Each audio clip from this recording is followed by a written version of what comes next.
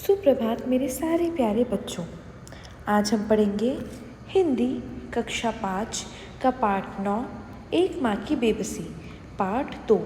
बच्चों, पार्ट 1 में हम पहले से इस कविता को पढ़ चुके हैं और समझ चुके हैं। आज हम इसके प्रश्नोत्तर करेंगे। चलिए शुरू करते हैं। कविता से प्रश्न 1। यह बच्चा कवि के पड़ोस में रहता था, फिर भी कविता अदृश्य पड़ोस से शुरू होती है। इसके कई अर्थ हो सकते हैं, जैसे कवि को मालूम नहीं था कि यह बच्चा ठीक ठीक किस घर में रहता था। पड़ोस में रहने वाले बाकी बच्चे एक दूसरे से बातें करते थे, पर यह बच्चा बोल नहीं पाता था, इसलिए पड़ोसी होने के बावजूद वह दूसरे बच्चों के लिए अनजाना था। इन दो में से कौन सा अर्थ तुम्हें ज़्यादा सही लगता है? क्या कोई और अर्थ भी हो सकता है? तो बच्चों, हमें यहाँ पे प्रश्न 1 में पूछा गया है कि बच्चा कवि के पड़ोस में ही रहता था, मतलब वो पड़ोसी ही था, लेकिन फिर भी कविता अदृश्य पड़ोस से शुरू क्यों होती है? तो यहाँ पे हमें 2 बात बोली गई है, तो हमें इसके उत्तर में लिखना है कवि को मालूम नहीं था कि यह बच्चा ठीक ठीक किस घर में रहता था, इसलिए कवि ने उस बच्चे के बारे में क्या लिखा था? अदृश्य पड़ोस। मतलब कवि को पता नहीं था कि वो किस पड़ोस से, मतलब किस घर से हमारे साथ खेलने के लिए आता है। प्रश्न नंबर 2। अंदर की झटपटाहट उसकी आंखों में किस रूप में प्रकट होती थी? चमक के रूप में, डर के रूप में, जल्दी घर लौटने की इच्छा के रूप में? तो इसका उत्तर हम लिखेंगे डर के रूप में। अंदर की झटपटाहट उसकी आंखों में किस रूप में दिखती थी? हमें डर के रूप में, उसकी आंखों में डर नजर आता था। आगे देखते हैं। तरह तरह की भावनाएं। प्रश्न 1। नीचे लिखी भावनाएं कब या कहाँ महसूस होती है? छटपटाहट, अधीरता, कहीं जाने की जल्दी हो और जाना संभव ना हो, जैसे स्कूल की छुट्टी में अभी काफ़ी देर हो पर घर पर ऐसा कोई मेहमान आने वाला हो जिसे तुम बहुत पसंद करते हो, तो हम उसे अधीरता कहेंगे। अधीरता मतलब व्याकुलता, हमें किसी चीज़ की करने की बहुत जल्दी है लेकिन हम वो चीज़ नहीं कर सकते हैं। दूसरा है इच्छा, किसी चीज़ को पाने की इच्छा हो पर वह तुरंत ना मिल सकती हो, जैसे भूख लगी हो पर खाना तैयार ना हो। फिर है संदेश, जब हम कोई संदेश देना चाह रहे हो पर दूसरे समझ ना पा रहे हो। ये किस सिचुएशन में हो सकता है, किस परिस्थिति में हो सकता है? जैसे शिक्षक से कहना हो कि घंटी बज गई है, अब पढ़ाना बंद करें, पर उन्हें घंटी सुनाई न दी हो, तो हम ये संदेश देना चाहते हैं पर दे नहीं सकते हैं। इनमें से कौन सा अर्थ या संदर्भ इस बच्चे पर लागू होता है? अब हमें 3 चीज़ें पूछी गई है, हमें पूछा है कि कौन सा जो वो है संदर्भ है या अर्थ है वो इस बच्चे पे, इस कहानी पे, इस कविता पे लागू होता है। छटपटाहट तब महसूस होती है जब हम अपनी इच्छा अनुसार काम नहीं करवा पाते हैं। ऊपर छटपटाहट के 3 अर्थ या संदर्भ दिए हुए हैं, इनमें से संदेश वाला अर्थ बच्चे पर लागू होता है। रतन इशारों में अपनी बात अपने साथ खेलने वाले बच्चों तक पहुंचाना चाहता है, परंतु बच्चे उसके इशारे को नहीं समझ पाते हैं, इस पर वह छटपटाहट महसूस करता है। तो बच्चों क्या है यहाँ पे 3 हमें संदर्भ दिए हुए हैं, 3 तरह की सिचुएशन दी हुई है और पूछा है कि कहानी से कौन सी रिलेट करती है, तो हमें कौन सी वाली रिलेट करती है हमें ये बताना है। तो हमने इसके उत्तर में लिखा है संदेश वाली। संदेश वाली क्यों? क्योंकि वो सबको संदेश देना चाहता है, कुछ बताना चाहता है, लेकिन वो बता नहीं सकता है। क्यों? क्योंकि वो बोल नहीं सकता है। इसी का ख वाला है घबराहट। हमें जब किसी बात की आशंका हो तो घबराहट महसूस होती है, जैसे अंधेरा होने वाला हो और हम घर से काफ़ी दूर हो या अकेले हो, समय कम हो और हमें कोई काम पूरा कर लेना हो, जैसे परीक्षा में देखा जाता है। यह डर हो कि दूसरे के मन में क्या चल रहा है, जैसे पापा को मालूम चल गया हो कि कांच का गिलास तुमसे टूटा है। तो यहाँ पे हमें घबराहट के 3 संदर्भ या उसके अर्थ दिए हुए हैं। प्रश्न नंबर 2। जो बच्चा बोल नहीं सकता वह किस किस बात की आशंका से घबराहट महसूस कर सकता है। तो जो बच्चा बोल नहीं सकता है जैसे कि रतन, वो किन किन बातों से किन किन बात की आशंका से घबराहट महसूस कर सकता है, इसके हम उत्तर में लिख सकते हैं। नंबर 1, लोग उसके इशारे को ठीक ठीक समझ पा रहे हैं या नहीं, कहीं कोई बेवजह डांटने न लगे, कहीं कोई हमउम्र बच्चा उसे चिढ़ाना न लगे। हमउम्र बच्चा मतलब बच्चों उसी की उम्र का, तो वो किस चीज़ से घबराहट महसूस करता है कि कोई उसे डांट नहीं दे, कोई उस बच्चा उसके ना बोलने की वजह से चिढ़ाने ना लगे, या कोई बच्चा उसे समझ पाएगा या नहीं। तो ये 3 बातों से हो सकता है वो घबराता हो या घबराहट महसूस करता हो।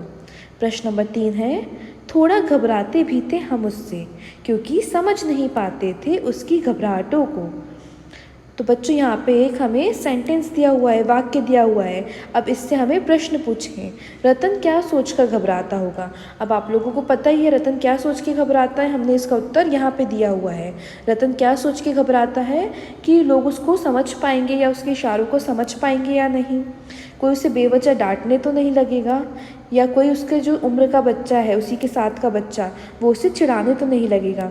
तो ये सब सोच के रतन घबराता है। अब यहाँ पे दूसरा प्रश्न पूछा है, अपने दोस्तों से पूछकर पता करो कौन क्या सोचकर और किस काम को करने में घबराता है, कारण भी पता करो। तो यहाँ पे बच्चों आपको एक तालिका दी हुई है, इसमें आपको अपने दोस्तों से पूछ के यहाँ पे उनका नाम लिखना है, फिर वो किस बात से घबराते हैं वो लिखना है, और क्यों घबराते हैं उससे घबराने का कारण क्या है यहाँ पे वो लिखना है। जैसे उदाहरण के लिए मैंने यहाँ पे लिख दिया है अमर। अमर अकेलेपन से घबराता है, क्यों, अकेला पाकर कोई उसे पकड़ ना ले इसलिए वो डरता है। सुगंधा, सुगंधा अंधेरे से डरती है क्योंकि उसे बिल्ली से बहुत डर लगता है, तो कहीं अंधेरे में बिल्ली ना आ जाए। सुचिता, सुचिता पहाड़ों से डरती है, क्यों, क्योंकि कहीं पहाड़ उस पर गिर ना जाए। सौरभ नदी से डरता है, क्यों, कहीं अचानक नदी में बाढ़ ना आ जाए और उसे डुबा ना ले। इसलिए ये 4 बच्चे इन सारी कारणों की वजह से डरते हैं। तो आपको अपने दोस्तों से पूछ के यहाँ पे इस तालिका को भरना है। आगे देखते हैं, भाषा के रंग। प्रश्न 1, कवि ने इस बच्चे को टूटे खिलौने की तरह बताया है। जब कोई खिलौना टूट जाता है तो वह उस तरह से काम नहीं कर पाता जिस तरह से पहले करता था। संदर्भ के अनुसार खाली स्थान भरो। तो यहाँ पे बच्चे को टूटा खिलौना बताया गया है, रतन को, तो हमें उसी हिसाब से इस तालिका को भरना है। यहाँ पे पहले हमें खिलौना लिखना है, वो खिलौने के टूटने का कारण लिखना है, और अगर वो टूट गया है तो उसका नतीजा क्या होगा, रिजल्ट क्या होगा, हमें वो लिखना है। तो गाड़ी, गाड़ी कैसे टूट जाती है, पहिया निकल जाने पे। गाड़ी किसी काम की नहीं रहती, तो जब किसी काम की नहीं है मतलब उसका नतीजा क्या हुआ, गाड़ी चल नहीं पाएगी, तो यहाँ पे हम लिख देंगे चल नहीं पाती। दूसरा, गुड़िया, गुड़िया में सीटी लगी होती है जो आवाज़ करती है, तो गुड़िया के टूटने का कारण हम लिख सकते हैं सीटी निकल जाने पर, वो बज नहीं पाती। फिर है गेंद, गेंद में हवा भरी होती है, हवा निकल जाने पर वो उछल नहीं पाती। फिर है जोकर, जोकर में हम चाबी भरते हैं, चाबी निकल जाने पे वो हंसा नहीं पाता। तो ऐसे आप भी अपने खिलौने उसके टूटने का कारण या नतीजा अपने हिसाब से लिख सकते हैं। फिर है प्रश्न 2, बेबस शब्द बे और वश को जोड़कर बना है। यहाँ बे का अर्थ बिना है, नीचे दिए शब्दों में यही बे छिपा है। इस सूची में तुम और कितने शब्द जोड़ सकती हो। यहाँ पे हमें बताना है कि ऐसे शब्द यहाँ पे लिखना है जिसके शुरू में बे हो, मतलब बिना, जिसका अर्थ होता है बिना। तो हमें ऐसे शब्द यहाँ पे लिखना है। तो हम इसमें क्या लिख सकते हैं, बेजान, बेसहारा, बेचैन, बेहिसाब मतलब जिसका कोई हिसाब ना हो, बेवजह जिसकी कोई वजह ना हो, बेतरतीब मतलब जिसकी कोई तरकीब ना हो, बेशर्म जिसको कोई शर्म ना हो, बेईमान जिसका कोई ईमान ना हो, बेघर जिसका कोई घर ना हो। तो ऐसे करके आप भी यहाँ पे बे वाले शब्द लिख सकते हैं जिसके पहले बे का अर्थ होता है बिना।